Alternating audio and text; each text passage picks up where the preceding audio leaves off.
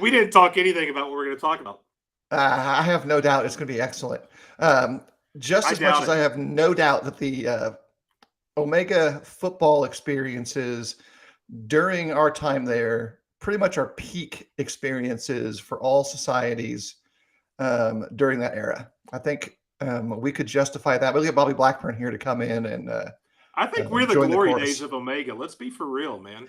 What's interesting is they're winning like Arte used to win on a regular basis for many of the same volunteer reasons and GPA reasons that By the way, I'm we very quite frankly disappointed. couldn't do. I'm happy, but I'm very disappointed at Arte. Arte used to be dominant. Now it's just like 12 people complaining about how nobody will join them. Yeah, well, it's cyclical. Here in a little bit, we're going to talk about important things, whatever they may be. A few points of clarity for all Go parties Birds. involved. Go Falcons. Go Falcons. This is a continuation of our discussion from last week. We'll talk about that in more detail before we get too far. Terry, though, I recognize that you have been spending a lot of time this past week doing some research at the popular Dude, level into this is coming. Thanksgiving perspectives. This is a month-long project. We're going to do this all month long. I mean, I should have downloaded the photo to show my new yard decorations after yesterday, which, by the way, are epic. Epic. Yeah, I've seen this. I think maybe at some point we'll have to bring that into play. It is really a spectacular demonstration of commitment to the cause. Like you, really I think my neighbor next door, who already has his Christmas lights up, really enjoys me. By the way, how could he not? I mean, you're really kind of committing to. I know, it's a beautiful thing. You're trying to find it, aren't you? You gonna go screen share? All right, I see you. Yep, there it is. There it is, everybody. It's amazing. Yeah. By the way, my wife was out of town when I did this, and she says to me, "Did you write that?" I said, "Oh no, I know how to use your Cricut now, which is a dangerous thing." Those are vinyl letters, by the way, so they will not wash out in the rain. And that's a plastic sign; it will not go away. It's beautiful. I think we're going to add a turkey every year, and by the end of I don't know, when I move, we'll just have a flock of birds in my front yard. It's going to be great. It's going to be fantastic. I really don't. That little one, just for reference, Santa Claus is 7 feet tall. Tom, who is our first turkey, is 6 feet tall, sitting on top of Santa Claus. I don't know what we're going to name Junior down there. Maybe he's just Junior. He's only 3 feet tall. It's an impressive getup. And my front yard, by the way, usable space because we have a pie-shaped yard in the cul-de-sac. With the driveway and everything, the only grass I have is about 9 feet. So it's pretty much taken up all the real estate at this point. I'm still not seeing the problems here. I feel like this is a good earthy statement. Santa Claus is average sized in my world. Yeah. So. And by the way, I think at some point I want enough birds that I have some on the roof. I haven't figured out how we're going to pull that off, but I could see turkeys nesting on the roof. Yeah. It's good. It's good. All right. That's been covered. We've certainly driven away the interest. Dressing, you could, if you're not my friend, you can go to, you want to be my friend, add a friend request. If you want to get into the Thanksgiving fund, the Thanksgiving restoration project that's going on for the whole month of November. Dressing, not stuffing. Don't eat anything that comes out of that bird. And dressing should be moist enough, no gravy is needed. That's my opinion for today's question. Doesn't mean you can't use gravy. I will not, but that's my opinion for today's question. All righty. So let's get to the heart of the matter. Since we've been off into the weeds and the hinterlands for a little bit.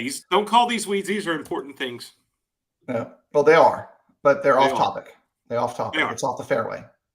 Yeah. So as part of our conversation yesterday, I say last week, it feels like it's kind of continued, at least in the private messages that I got from then till now. It is dealing then with the challenge of what is commonly labeled deconstruction and or deconversion. You could throw that out there too. Deconversion. Yeah, those are two terms that kind of exist in the same concept space, but they're not exactly the same. We pointed out in that conversation last week the subject of doubt has a central role in some of these areas. And what I wanted to do with this conversation a little bit is talk about doubt from the perspective of the preacher, both internally as we mature through different subjects, but most specifically dealing with doubt as someone who is involved actively in the leadership of congregations. And the reason I say that way from my end, and Terry may have other things he wants to bring in, is he and I in different places have experienced the consequence of people in the pulpit who bring their doubt to the table in ways that cause harm to the local church. Some of that harm never gets repaired. And so that's why I think it's from the perspective of the preaching side of things, which is the core of our work in these conversations. It's super important for us to really get a good handle on doubt because it's not going away. And like it's a biblical concept.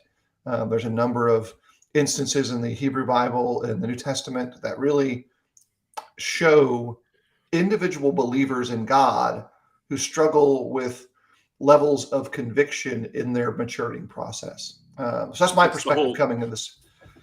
So I believe help my unbelief, right? I mean, that's the right. That's the capstone text that shows up in the Christian Bible, New Testament. But it's not just that. Like, you look at it with from Moses through the text of Judges, where you have a full spectrum of people adhering to God or coming from outside Jewish context, Israelite contexts, and then folding into the kingdom of God. How's their faith work?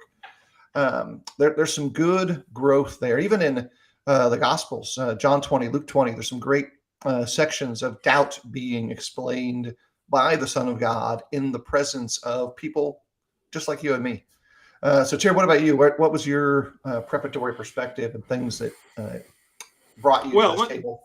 Let me say this about doubt. I think we think of doubt as a negative thing, and I think we need to start seeing doubt as you said it's a necessary thing, but I think it has a positive to it. And the reason I say we see it as a negative thing is I think there's a part of us that when other people doubt, we want to stifle that and remove all doubt and tell them not to doubt. And I don't know about you, Phil, but I've heard people kind of label doubt as a form of weakness. And I think that's not a good thing. I think that doubt should be seen for the positive it is. And what I mean by that is it is healthy to have some doubt to force you to think about why you believe what you believe and even what you believe. And I from that standpoint, I think it's good. I think, Paul says it depends on the reason. I'm not sure that's as important as we want to make it out to be. I think that what's more important than the reason somebody doubts is their response to the doubt. And what I mean by that is when you doubt, do you go back to the source? Do you go back and dive in and study? Because we're talking about spiritual things and look for that answer. I think that's the main thing, because even when doubt comes from external sources that we may want to look down upon, if that causes good Bible study in us, then it's still a benefit. And so I think that's the first thing to kind of throw out there. The other thing is that as you grow and mature and you study more, that's going to bring up questions that cause doubt about maybe some things you've either been taught and just accepted, or that you have taught and now rethink because you've gotten a deeper understanding. And as you do that, it's very important, again, to realize that's to your benefit. Before we get into your long quote here, here's my one thing about doubt that I want to say going forward for all of us as spiritual leaders is, here's the word of caution. And this is kind of what you're talking about, Phil, is you don't have to share your doubts with everybody. Because what a doubt means that there's not certainty. And the doubt there is you have questions. Don't introduce those questions to the flock in a way that could be damaging and detrimental to them. You have to operate in a way that protects the flock. You have a responsibility to do that. So there may be things, Phil, that you and I think or question that we don't necessarily share publicly. There has to be a filter in that process. And I think that's the word of caution to all of us before we go any further about that. Right. That's the power of creating intentional small group conversations. And here's part of what I would kind What's of going crazy over there, by the way? I hear this. that's the meat. This is the thermometer tracker. for the meat the that we were talking thermometer. about earlier. Yeah. Okay. Yeah, it's doing its job. Okay. Everything's good. It's just kind of on a timer, all this, the timer and temp gauge settings to Yeah. make sure it's good. So Terry talked about like not sharing these things publicly. You absolutely need to find a community that's trusting enough to let you discuss them in a closed circle setting. And that closed circle, by the way, needs to have enough expertise and wisdom to realize, hey, here's another way to think about it, or to say, dude, we need help. This exceeds our group knowledge to figure it out. We need to find someone with some expertise to bring to the table with us to discuss these issues. Here's an illustration with it. And this is not to pick on any particular source, but it's something that I've heard over the years that every now and then kind of gets up and down and gets play. Years ago, I heard in a sermon first in person a statement regarding a reading of the Psalms that supported the idea of currents. And it was attached to Matthew Maury Fontaine, whose statue exists near one of our nation's educational institutions. And the concept in the sermon was this gentleman read his Bible, said, hey, there's currents.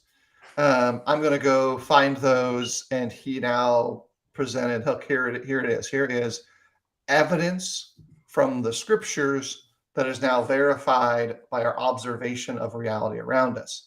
The problem is that most of the facts around that retelling of history do not survive impact with critical examination. There's issues of prior knowledge, timing, understanding of the seas. There's question as to, did Fontaine actually do these things, or were they ascribed to him later, which is actually what likely took place. Like, it was attached to him after he did this work.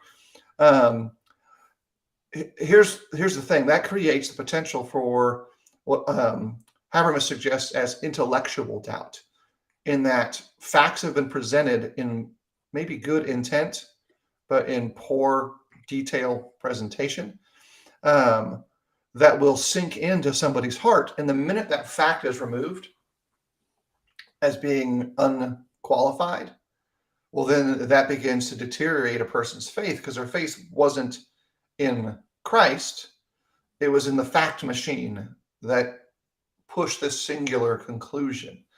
And so I really think it's important for us, when we deal with our doubts, to deal with them genuinely. And this is something that's changed in preaching that was way different when Terry and I started versus now. And I mention this from time to time. You will be fact-checked with details by the younger component of your audience when you deal with things that are obviously outside your personal expertise. And when you're in your expertise area, they will still fact check you. And you have to be okay with that. And that also affects what you preach.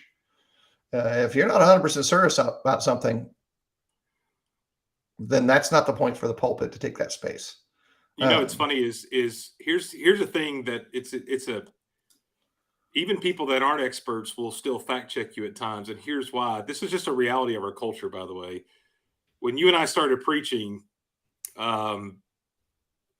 computers were these big boxes chained to a desk, essentially. And if you were really lucky, you had a laptop that in all actuality was far less powerful than the phone you carry in your pocket today. So everybody in your audience has these little fact-checking devices, and you just need to be aware of that before you say something, that you could be checked on something at any given moment. I just want to throw that out there, which I think is interesting, and we've had to respond to that and become better at our fact-checking ourselves from that standpoint. right? Do some diligent work before you get up to talk. Yeah. And for those who are wanting that longer quote, it's also on my personal wall from a few weeks back. It was something that came up in other readings, and so if you want it a little bit more formatted, you can do that.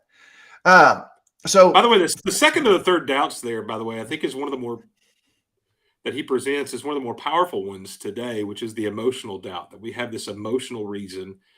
And the reason I say it's powerful is it's very hard to get somebody who has an emotional doubt to consider the facts, because the emotional doubt often makes you reject any past experience, whether it's factual or not. That's something that is difficult for us to deal with personally and collectively. I think that's important to kind of point out. There's no questioning that. So foremost, for those who are preaching, you will have doubts. Doubts don't mean lack of faith. They are question based. They are concern based. They are information based. They are emotional based. They are practically based. They are harm based. Like, they're all in those things. So you need to create a community that allows you to have quality conversations about those doubts. And let me especially add this to those who are physically or spiritually younger in their faith. Your intentionally built community needs to reach outside your peer group. You need some people in those communities for those events that are very much different than you are. They need to either be more earthy in their experiences, that they've got some life experiences that are very different than yours. Maybe they've got skills that are different. They certainly should not be exclusively people who are academically, educationally, spiritually just like you. Because otherwise you're just going to get either confirmation bias going on or repeats of bad information. Don't be Rehoboam in that you surround yourself with people who tell you what you want to hear. Yeah. And those are easy to make. Like, you can make that group right now. Yeah. They need to challenge and push back to your held perspective. So that's the foremost thing, is that for those who are in the preaching side of things, you don't never talk about it. You talk about it in the right context so that you can work through it carefully. Afterwards, you will be better off. And so will the church. And so will your friends. And here's the thing, your doubt may cause you to come to a better, clearer understanding of what truth is.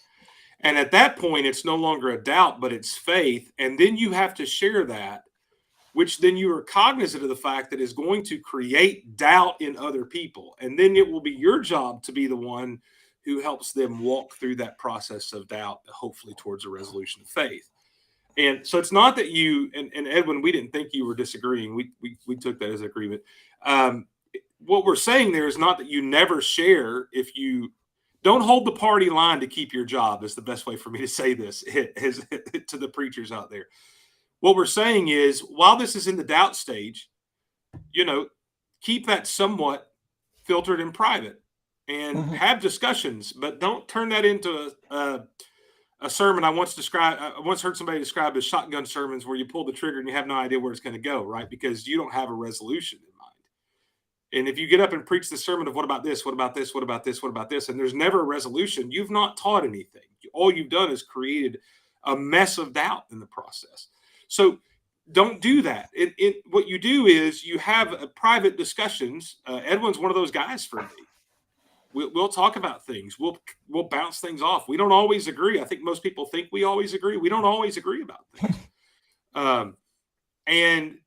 And at the end of the day, though, you help each other out. But when that becomes what you believe by faith, that's when you then, as a preacher, have a responsibility to share that then at that point, because it's now faith. And I'll also include this little caveat on the spacing and timing of those things. Let's say your doubt gets satisfactorily answered for you.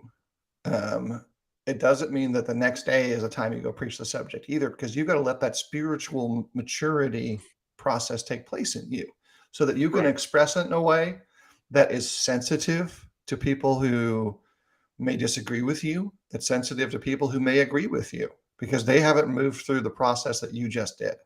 And those are things that are super important that go in this thought process on the back end of what you're going to do next. There could be some times where we deal with areas of doubt of things that aren't exactly. I'm going to say this the best way I can. I hope people understand the context of it. They're not as important as we may think they are. There may be some things that I believe that don't have to be necessarily shared publicly because A, it's not as a big a deal as everybody may think it is personally. And B, this is the more important part, it could cause a lot of division in a group that is otherwise in perfect fellowship. And it's not a matter of salvation. And therefore, it needs to be, you've got to preserve the fellowship of the church. You don't just get up there and go, hey, I give you an example. If I'm convicted that the King James Version, this could be just a stupid example on purpose, that the King James Version is ridiculous and absurd and we should never use it. I mean, that may be fine that I'm convicted of that, but there's no reason to get up and outlaw the King James Version in your congregation because chances are somebody has that. So there's other things as well that along the way we may even believe that have more value of faith attached to them than which version of the Bible you use. But that doesn't mean that they have to be shared publicly because on that level they're not that important. And I think that's the important thing. They're certainly not more important than the peace and the unity that the flock enjoys at the moment. Don't go in and burn the pews down over something that some newfangled faith idea you have that came out of a doubt that in the end will be more destructive than helpful. So be careful about that. Yeah. Bard. That just requires me to do this. Of all the things Bart actually heard me say, and this goes back 25 years, that's probably the only thing he's listened to. Let's just be for real. That's also fair. It's a fair possibility there that is the actual outcome. Jace, never go off script. It's not worth it. I agree, but there's a lot of guys that don't have a script to begin with, so they're always off script. It's a whole other if you have no script, you live off script. And not all of us have the trained memory recall skill that Edwin does. He is exceptionally diligent with prepping the script to his brain in ways that my brain just can't do. Like it's just not capable of doing that. So you've got some key concepts there, like, hey, look, be careful with it. But now what about to do in the process? We've identified a kind of some sensitive approaches to responding to it.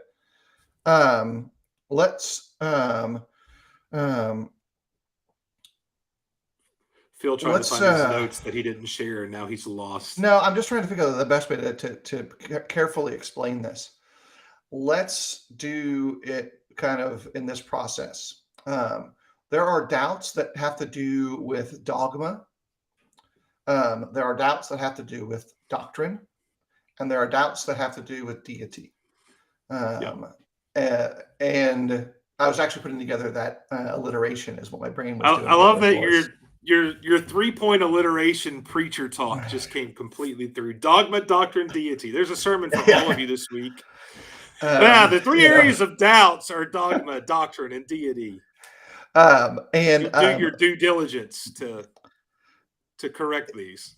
Get that due diligence. That's right. The first two are often conflated and then used to make accusation against the third. Dogma is everything that would include personal practice and cultural practice. I'll give you a good dogma example, by the way. The number of times a church meets on a Sunday is dogma. Yeah. And there's a lot of infighting about that. And that's nothing but dogma. Which for the most part, if you actually get down to the ground level disagreements, a lot of it is in the space of dogma. Mm-hmm. Then if you get into doctrine, God actually trying to teach us something, which touches in on some of the comments, although not the focus of our conversations last week with the methodology or the hermeneutic to understand those terms. That's why we have a conflation between English concepts of metaphor, allegory, etc., as compared to TSI, or command example necessary inference, and like how communication functions. Because TSI and CNI are not hermeneutics. They are conversational tools that work Communication within tools. all those other components. So That an also example of doctrine, real quick, could be something like which date Revelation is.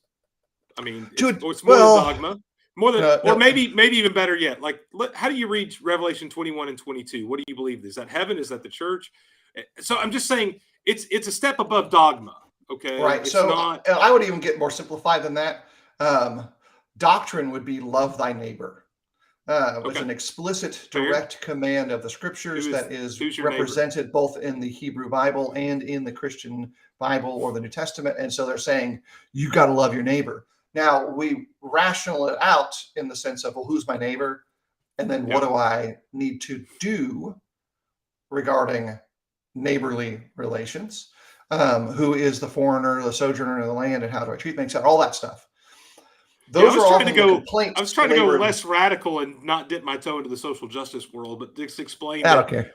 It's actually like a biblical. It's actually a biblical argument rather than this is the way we've always done things. That's kind of the difference between those two. Right. So dogma, doctrine.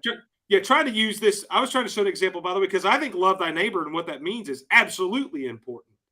Right. How you view Revelation 21 and 22 is kind of like what Edwin says. You could get an argument about that, but it's an underlying issue that's not as important and can end up attacking in a way that destroys a pure heart of good consciousness of your faith. And those are two radical differences, I guess. And here's a soapbox moment for everybody. Almost everybody who fusses about the text of Revelation has very little time spent in their lives reading the text of the Hebrew Bible.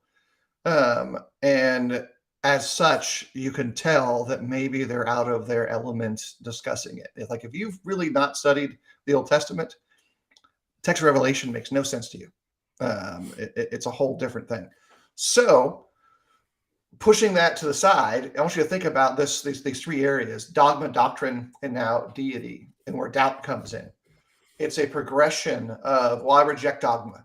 Okay, fine. You can reject dogma all day long. A lot of it is non-consequential, but you've conflated some of these areas of doctrine as being dogma, and now you reject them too. Here's an example of that. The Bible is fairly complete in regards to its general presentation of male and female relationships as the norm.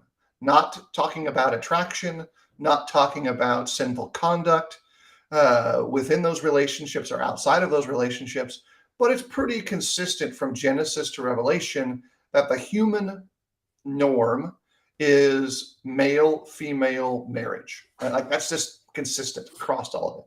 Well, we conflate dogma and doctrine there. We make some of those things now.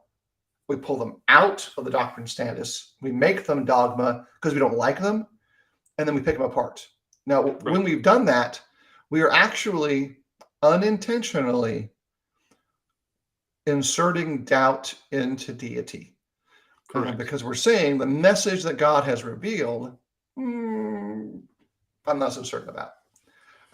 And the spectrum of egalitarian views, complementarian views, then start pulling at each edge of these things, where the Bible doesn't really function using those modern constructs of relationships. It's written to a different culture that we're trying to pull into ours in a healthy way, and we just break it all off. And now God is less to us. That's how these intellectual doubts produce this. We failed to connect in this sense. I was talking to Edwin about this earlier today. We failed to connect God's plan, even for genders and those things, to being part of God, like the theology and the understanding of God. And so the way to do that is to take it all the way to dogma, make it dogma so we can reject it, rather than putting it where it belongs, where God did this, therefore this is part of who God is and his expectation. This is theology. This is what God wants. That's the challenge we have. And I think that's getting harder, by the way, for people to grasp. along the way, is to put things back into an understanding. And that's what makes these things important. Sometimes when your doubts cause you to change who God actually is, that's when it's really concerning. That's when you need to be cautious. Yeah, and so you think about this practically now. If we've redefined that male-female relationship, this is my illustration of it. If we've now redefined that relationship, that causes us to say, well, what do we do with the Father, the Son, and the Spirit?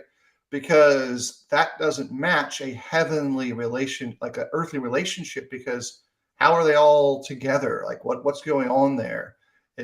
Where's gender and all of that? All these things kind of piece together in a very incomplete look at the whole view of God and conviction and undermined faith. And I can kind of lay it out for you in the last step in this way. The minute you begin to pull the pieces off of the building block that forms a complete God, your faith begins to diminish. Your trust in his plan, your willingness to submit, your concept of submission changes.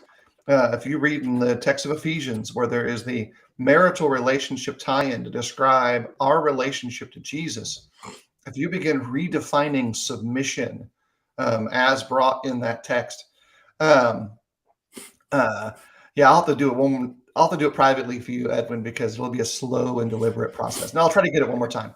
Word for word. To be fair, I'm also using very loose, broad definitions at this point because and there's some technical definitions of dogma and doctrine that are really important because I'm using them loosely. There are very precise technical definitions within literary senses that are important, although dictionaries don't matter anyway because all that matters is usage. That'll bother Edwin forever. Going back, I don't know. He used your and your interchangeable the other day, so I guess he's a broken man. Yeah. But you think about that. As you break up that relationship, now you've changed the concept of submission to God. If you change the concept of submission between husband and wife, and by the way, submission between husband and wife isn't just unidirectional. There is textually included the idea that there is submission taking place within the relationship that is bidirectional from one to the other. And any guy who says they don't submit to their wives, who also then doesn't give her a cooking shopping list consistently and just accepts whatever is being made, has not really processed that through. And that's using the very simplest, softest explanation. Look, if your wife is smarter than you at stuff, you are an idiot if you don't submit to their wisdom in those other areas. That's a soapbox. I'll back off that again before someone gets all bothered. So again, there's that big picture. Let me think of the best way that I can define stuff. Dogma and doctrine. For Edwin's usage. Dogma as, let me back it up. Doctrine as I intend it is clear, concrete teaching from the scripture. Correct. Dogma, as I intend its use for our purposes here, are our individual rationalizations about those concrete teachings. And an example that Terry used, and I think it's a good example, is our application of the value of the text of Hebrews that says, do not forsake the assembling yourselves together, such as the habit of some, except all the more. Okay, being together is good spiritually. We should do it not only just the minimum, but we should do it more. And, it's really good that we do it on Wednesday nights because that's a good fitting night for a Bible study. And so that's dogma, that we have to meet on Wednesday nights. That's my uses of it. Like I said, there's some technical ones that are a little wider than that. Dogma could be also your traditions, cultural influences that then change your practices within the doctrine. So the doctrine is you have to meet. The dogma is how often and when. I think that's the best way for me to try to illustrate it in that way. There's a command to assemble. That's the doctrine. The application of it can become your dogma. And I think where the dogma becomes negative is when we promote our dogma so much. What about for a long time when I was growing up, I'd hear churches that met on Thursday night, that chose to meet on Thursday night. I always thought that was weird. Like, why would you meet on a Thursday night instead of Wednesday? But that's what they chose. Dogma is the part of me that goes, you can't meet on Thursday night. It's the church appointed time is Wednesday night. That's dogma. When actually, as you said, meeting all a second time is pretty much part of our dogma. I'm going to put this in the quotes too. I'm not using these terms in the way that the Roman Catholic Church does. They use them a little bit more nebulously. Like they kind of use them in a couple of different ways. I'm really using them as two counterpoints. And look, I can be in trouble on my own. I don't need any extra help, Mark. Mark feels a collection of trouble. It's just there's no assistance needed whatsoever. So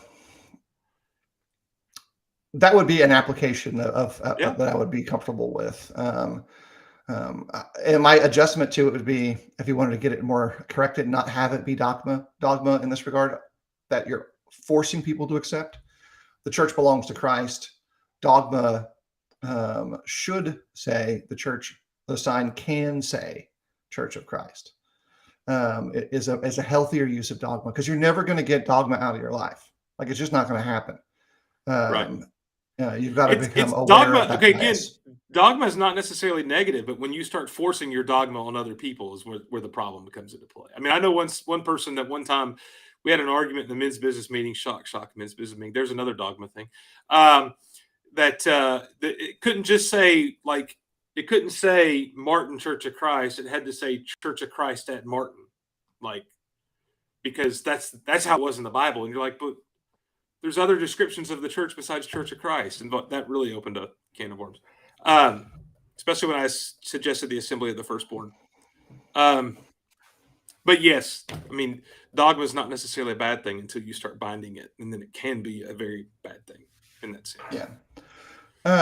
So, and look, this is with all of our conversations like this, we're trying to plant seeds to adjust the process that an individual uses to get to good answers.